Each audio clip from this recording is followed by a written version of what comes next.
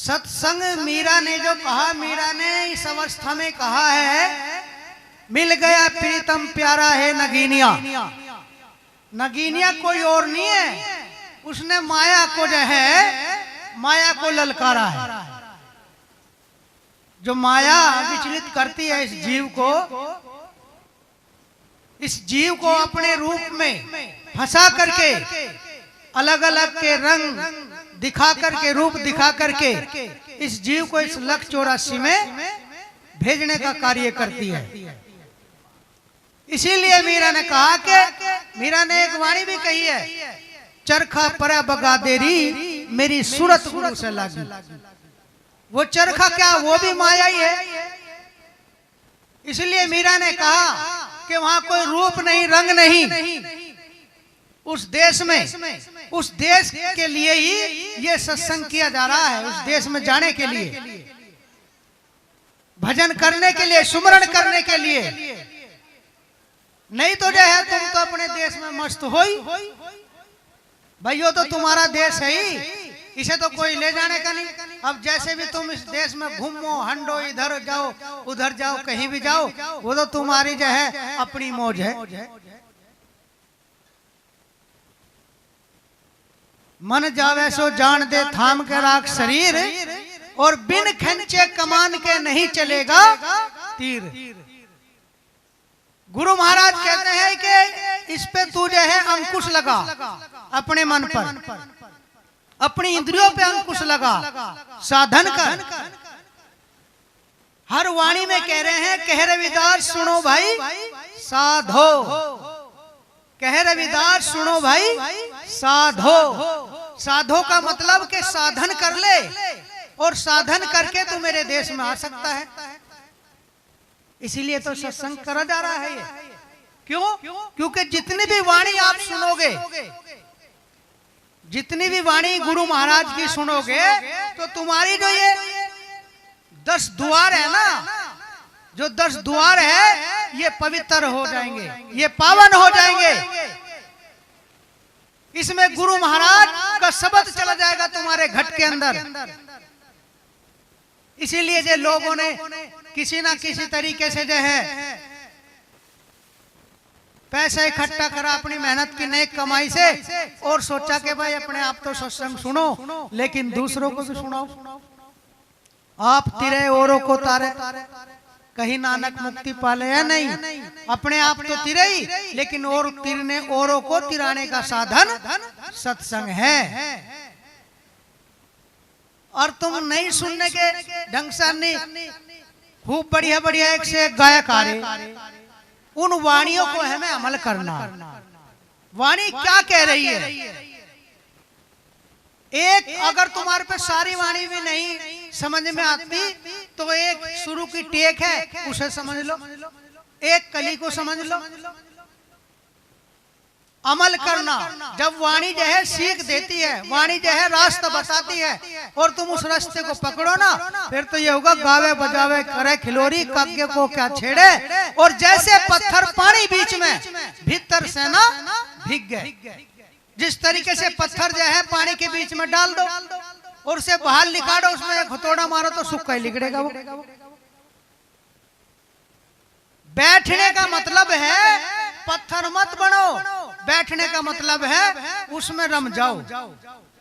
अंदर तक गुरु का ज्ञान समावेश कर लो अपने घट के अंदर, अपने शरीर के अंदर। अब यहाँ गुरु रविदास मंदिर है, बताओ कितने लोग जो है, कितने लोग और कितनी महिलाएं, हमारी माता बहन कौन कौन आती होगी यहाँ से सुबह जब पोछा मारने? कौन आवे पोछा मारने या नहीं? ये हमें जो है सीखना चाहिए। जब हम गुरु के घर का सफाई नहीं कर सकते, तो हमारे बर्तन की सफाई कैसे हो जाएगी? इसकी शरीर की, काया की, इंद्रियों की, मन की, तन की, ये जीव कैसे पवित्र होगा? गुरु रविदास जी की सीख प्राप्त कर ली सरदारों ने, और जब आज जो है शिखर पे चढ़े हुए हैं। 2% है और हम जो है 30-35% हुए, फिर भी जो है कहीं को नहीं दिखते। इतने आदमी भरे पड़े, मंदिर जरा सा मिले, और वे 10 ही आदमी जो है संगे मर के गुरुद्वारे बना दे, पत्थर लगा दे बिल्कुल। तो ये क्या कारण है? ये अशिक्षा का कारण है। अशिक्षा का मतलब गुरु का ज्ञान हम अपने अंदर धारण नहीं कर रहे। आज सत्संग हो गया, फिर और कहीं सत्संग होगा, वहां चले जाएंगे, फिर इस गांव में कभी होगा, फिर सुन लेंगे, सुनने में रह जाएंगे। सुनने का मतलब है सुनते रहो, सुनते रहो, और सुनते सुनते सुनने हो जाओ। जब तुम सुन हो जाओगे तो तुम्हें यह भी नहीं पता चलेगा मेरे बराबर में कौन बैठा है। जब भजन करे, गुरु ने भजन बताया, सुमरन बताया, जब उसकी सूरत लग जाना शब्द में, उसे ये नहीं पता चलता कि तू शरीर में है या नहीं है। जो भजन करता होगा साधु, जो साधु है, साधक है, तो ऐसे बनो। अन्य दिन पे दिन जो है उम्र घटती जा रही, दिन पे दिन उम्र घटती जा रही है, समय निकलता जा रहा है, और जो है सांस जो है कम होते जा रहे हैं। तो फिर क्या होगा? फिर पछताना होगा। फिर पछताए क्या करे जब चिड़िया चुग गई खेत। जब चिड़िया ही जिसने तुमने जो माल मसाला घेरा और तुम्हारा जो खेत जो है, जो बीज घेरा खेत में, वो जो है चिड़िया चुगी, तो फिर काहे की फसल काटोगे? मतलब जब सत्संग में तुम बैठे हो ना, वे चिड़िया जो लगी हुई है बोलने की, इंगे को ध्यान कर लिया, उधर को ध्यान कर लिया, ये कर लिया, गुरु का रास्ता पकड़ा नहीं, पता नहीं कौन सी दिशा में भाग गए। साधु का एक रास्ता होता है, सत्संगी का एक रास्ता होता है, जो गुरु ने बता दिया उस पे अमल करना और उस पे चलना और उसके घर में जाके बैठ जाना। अगर साधु गुरु के उस रास्ते पे है तो उसे उसका घर मिल जाएगा, अन्य साधु को भी नहीं मिलने का, महात्मा को भी नहीं मिल सकता। अगर वो 2 घोड़ों की सवारी करेगा वो भी गिर सकता है। तो इसीलिए हमें अपनी लाइन पर रहना है, हमें अपने मार्ग पर रहना है। अच्छा ये बताओ, संत शिरोमणि जगत गुरु रविदास महाराज का जन्म कहाँ हुआ और उनकी पिता का और उनकी माँ का क्या नाम था? बताओ, जो हमारी माता बहन बैठी। ये चीज हमें पता होना चाहिए।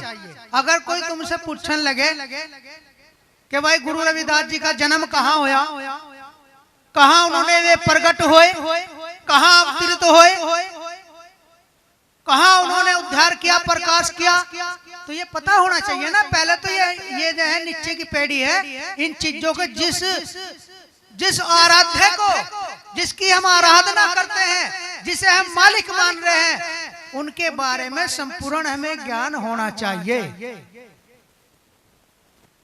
बच्चा पैदा होता है घर में, अगर उसे ये नहीं पता चलने का कि भाई मेरे माँ बाप कौन है, कहीं रड़ गया कि मेरे माँ बाप कौन है, मेरा गांव कौन सा, जिला कौन सा, तो वो तो इंगे तिंगे रड़ा फिरेगा। ऐसे व्यक्ति का है, उनके बारे में जानकारी कर लेनी चाहिए। संत शिरोमणि जगत गुरु रविदास जी महाराज काशी के माढुर नगर में माँ कर्मा और पिता राहु के घर में उन्होंने अवतरित हुए, प्रकट हुए, और उन्होंने और वो खरबो इस जीव का, मानव का कल्याण किया और अंधेरे में से प्रकाश में लाए। उस समय लाए जिस समय कहते ना, उस समय थी छुआछूत, उस समय लाए। उस समय बताओ उन्हें किसी की जरूरत पड़ी? उनका तो साथ किसी ने भी नहीं दिया। आज तो जो है हम भी किसी का झंडा ठाकर चल देंगे तो 10 हमारे पीछे भी हो जाएंगे, या नहीं? 50 हो जाएंगे, 100 हो जाएंगे। और उन्होंने देखो केलो नहीं, गुरु रविदास जी ने पूरी दुनिया में प्रचार कर दिया। आज गुरु रविदास जयंती, आज उनका जन्म उत्सव सतगुरु रविदास जी महाराज का पूरी दुनिया में मनाया जाता है। ना उन्होंने धर्म बदला, ना उन्हें कोई जरूरत पड़ी। क्यों? क्योंकि वे पूर्ण सतगुरु थे। जो अधूरा होता है वो ही भागता है इंगे तिंगे। और जो पूरा होता है उसे जरूरत नहीं होती। कुआं है ना, उसमें बहुत पानी हो, समुद्र में सब वहीं समा जा के प्यास से वहीं भागे कुएं के धोरे। तो इसीलिए तुम अपने सतगुरु को जानो। जब अपने सतगुरु को जान जाओगे तो मंदिरों में सुबह आओगी तुम, और जो है माथा भी टेकोगी आके। और जो बुजुर्ग है, जो नौजवान है, अगर उन्हें नौजवानों को नौकरी पानी है, कर्म सुधारना है, उन्नति करनी, इंजीनियर डॉक्टर बनना है, सब गुरु महाराज के हाथ में है, मालिक के हाथ में है। सब वहां से आता है, सबके पास खजाना। लेकिन बस कोई तो नु कह दे, नुको इन्हें तो ऐसी ऐसी बात पढ़ा दे ना, नुको रविदास भगत भगत कहते ही नु कहने लगा भाई इसके ऊपर भी कोई होगा। जब भगत कह दिया तो फिर नु सोचेंगे इसके ऊपर भी कोई है, इन्हें भी किसी की भक्ति करी। तो ऐसे आडंबर और शब्दों का प्रयोग करके, रूढ़ितावाद के प्रयोग करके और आप लोगों को भ्रमित कर दे। इनके ऊपर कोई नहीं है, इन्होंने किसी की भक्ति नहीं करी, इन्होंने तो उस सतनाम को दे करके इस जीव का उद्धार किया। बतान था शुरू में कहा हम युगा युगी से आए रे, सुन पंडित ज्ञानी चेतन हंस पुकारा। तो इसीलिए अपने सतगुरु को जानो। जब तक तुम अपने सतगुरु को नहीं जानने का मतलब है उसमें रमो, उसकी खोज करो। जब तुम्हारे लगन लगेगी मीरा की तरह। मीरा चित्तौड़ मेड़ता छोड़ करके, चित्तौड़ छोड़ करके काशी गई गुरु महाराज के चरणों में। उसे लगन थी, हीरे जवाहरात उसके पास। और आज किसी के पास हीरे जवाहरात हो जा तो वे दोनों कह रहे महात्मा को अग्गे गुजे कर पे क्यों खम्मे खां बिठा रहा, या हम सत्संग में जाने की जरूरत नहीं, सोवेंगे ठे ठे। क्यों हीरा जवाहरात तो भर गए तिजोरियों, उन्हें सत्संग की क्या जरूरत है या नहीं। सत्संग की जरूरत उन्हें है जिसे गुरु का ज्ञान है, जिसे गुरु से लगन है, वो ही जाग सकता है। मिर्घानाद शब्द का प्रेमी शब्द सुनने को जाए और शब्द सुनने पे जान देते हैं, तन को ना ठहरा। जो मृग है उसके अंदर खुशबू उस मालिक ने गेर दी, ऐसे ही तुम्हारे अंदर गुरु की खुशबू है। जब तो तुम यहाँ बैठे, अन्य और भी लोग जो है पूरे मतलब सो रहे हैं। तो जिसके लगन है वो जागता है, इसीलिए बताया है। अच्छा बताओ कौन जो है कौन लगावेगी पोछा, कौन कौन लगा करेगी सुबह ही आके पोछा। कोई नहीं आ रही कि ठंड से डर के, क्या ठंड से डर गई है, देख ले हाथ नहीं ठारी कोई भी। कहीं सत्संग में जाओ, सबसे पहले सेवा है। सेवा जो है भक्ति की शुरू की पेड़ी है। अगर किसी के अंदर सेवा का बीज नहीं उपजा तो उसके अंदर भक्ति का बीज भी नहीं उपज सकता। सेवा में अहम, घमंड, गरूर, मन, क्रोध सब खत्म हो जाता है। और यही जो है भक्ति में बाधा है। इन्हें शुरू में ही दबा लो। 100 सुनार की मत मारो चोट, एक लुहार की मार दो। और सेवा में इस जीव को लगा लो, इस मन को लगा लो। जब उद्धार होगा, जब होगा नु थोड़ा ही हो जाएगा। नुको जो है बस नु लग रहे भाई सत्संग सुन लिया, अब तो तुमने सुन लिया, इंगे को सुन रहे और इंगे को काट रही। इंगे को सुना जा रहा है इस कान से काट दो नुको, कोई बात ना, आके फिर सुन लेंगे और कहीं जाकर फिर सुन लेंगे। अब कई बाणी है भोर से ठुमके लगा के दिखा दे, बाणी झूम के दिखा दे तो उनको और मनोरंजन सा हो जा, नाड़ से हिल जा। है नहीं इस जो नाड़ हिलने में ही तो नाश हो लिया इस समाज का। कोई यही नाड़ हिला के नु कहता है नुको तेरा तो देवी भी रट गई, तेरा तो पितर भी रट गया, तेरी पलकों पे बैठ गया पितर। या नहीं तग्गा दे देंगे, तबीज दे देंगे। इस ढोंग को, जिस ढोंग से गुरु समझदार जी ने हटाया, कि समाज में जो बेचारा पीड़ित है युगा युगी से और इसे दुनिया ने ठगती आ रही है इस समाज को, अगर हम भी वही कार्य करने लगे फिर समाज का कैसे उद्धार होगा। तो इस चीज को छोड़ दो। कहीं मुल्ला मौलवी साणे भगत टोट के ये सब पाखंड ढोंग है। एक धक्के से अरे इतने दुसल्ले पहन रहे, इतने कपड़े पहन रहे, इनसे तो जो है थारा भूत भग नहीं रहा है। एक जरा से धक्के से भग जाएगा। बताओ, भागना चाहिए तो इनसे भाग जाएगा, नेड़े भी नहीं आने का भूत डरेगा। बताओ बहुत धक्के के पैर रहे। इस पाखंड को छोड़ दो। कोई भी अगर तुम्हारे बीच में भी आए उसे भी नकार दो कि ये सतगुरु रविदास जी महाराज का या सतगुरु समनदास जी का सिद्धांत नहीं है, उनका निर्गुण भक्ति का सिद्धांत है। उन्होंने निर्गुण भक्ति दी है उन्होंने, लेकिन कोई यही भगा दे ना आके। एक परिवार में दो सत्संगी, लड़के का ब्याह हो गया तो उसकी बहू वैसी आ जाएगी, गुरुजी के दौरे वो भी देवी की धर देगी, वो भी देवी की धर देगी मूर्ति। फिर क्या होगा? अगर सास ने या ससुर ने कहा कि बेटा यो क्या, तो राड होगी, वे नूनी कहते उनको रोटी खानी।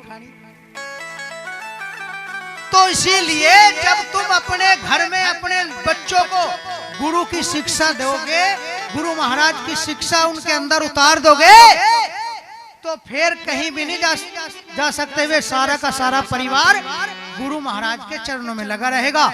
जैसे कहा, अगले पिछले मिले आसिया, करड़ी करो कठिनाई, और कहीं रविदास सच्चा सतगुरु। अगले पिछले मिले आसरा करो, करड़ी करो कठिनाई, और कहीं रविदास सुनो रे संतो, सहज मुक्त हो जाएगी, सहज में ही मुक्ति हो जाएगी, सहज में ही कल्याण हो जाएगा। व्रत भी रखने तो गुरु के रखो। अब नु पता चलेगा गुरु रविदास जयंती पे कितने गिरेंगे अपने घरों में लड़ी, और नु भी देखेंगे बहुत से ठेकेदारी ले रहे हैं ना, और कंपनी में आदमी लगावे, ठेकों पे लगावे, वे सबके दौरे जयंती उसके दिवाली वाले दिन सबके डिब्बे देवे मिठाई के। गुरु रविदास जयंती पे मिठाई के बिना दो तो घर घर हलवा तो बना दो, घर घर नहीं भंडारे कर दो, खोल दो बुला बुला के, और उसमें भंडारे में भी थारी राड होवे। नुको मारे को नहीं दिया, हमने तो इतना चंदा दे दिया, मारे को भगा दिया, मारे को हलवा नहीं दी, मारे को पूरी नहीं दी। यो थारा दान है, यो थारा दान है। अन्य तो दान तो जो कर दिया ना, अनुके इस हाथ से दिया, और इस हाथ को पता भी नहीं चलना चाहिए। सेवा करो, खुआओ। जब तुम भंडारे करोगे तो तुम्हारे घर में तो अपना भंडार भर जाएगा।